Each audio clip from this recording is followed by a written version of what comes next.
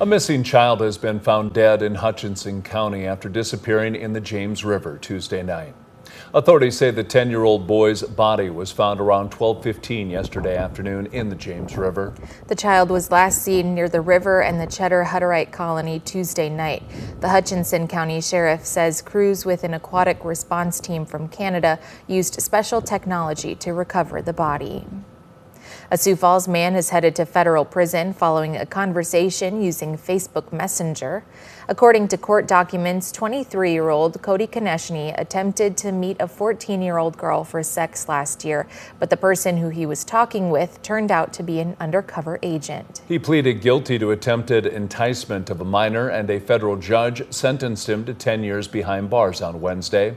Konechny also has open cases in state court, including a child rape case in Aurora County. Authorities are investigating a crash that left a 22-year-old dead in Clay County on Wednesday. The Department of Public Safety says a Chevy Impala was traveling toward Vermilion just after 12:30 a.m. After just crossing over the Nebraska-South Dakota bridge, the driver lost control and entered the ditch where the vehicle vaulted over a field approach and rolled. The driver was not wearing a seatbelt. The South Dakota Highway Patrol is investigating the crash. Now let's check in with meteorologist Scott Munt. Warm and windy today, Scott. Yeah, we're looking at those temperatures in the 70s to near 80 degrees for highs. This will happen with mostly sunny skies. Now the winds will slowly pick up as we go through the morning again. From the northwest, wind gusts over 40 miles per hour. Now we do get a break from the wind starting tomorrow, and that may last throughout the weekend. Temperatures will cool a little for the weekend, and before we get there, there's a chance for showers, thunderstorms in parts of KELOLAND tomorrow. More details on your forecast with Brian coming up. Thank you, Scott. Well, after receiving a half an inch of rain in a half hour, Sioux Falls experienced flash flooding on Tuesday.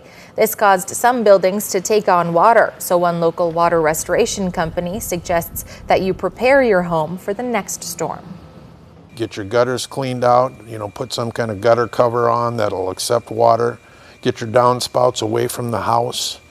Make sure your sump pump works, and if you don't know, make sure you have a second sump pump sitting right there ready to go.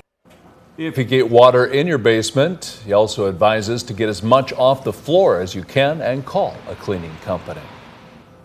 More apartments are planned for downtown Sioux Falls. That's one of the features of a development project in the works along 8th Street. A Des Moines-based developer also plans on adding a building for retail and office space and a parking ramp.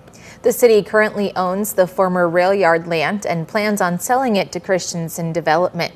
The city will consider the purchase and development agreements this summer. A bipartisan group hopes they'll gain more support after seeing the low voter turnout for Tuesday's primary election. Joe Kirby with South Dakota Open Primaries says a top 2 primary system would be a way to get more voters to the polls. Open primaries is basically about fairness and competition. We want all voters to be able to vote, and we want to see more competition for people who want to get into public office. Only 17% of South Dakotans took to the polls on Tuesday. For complete election results, you can go to this story right here on KELOLAND.com.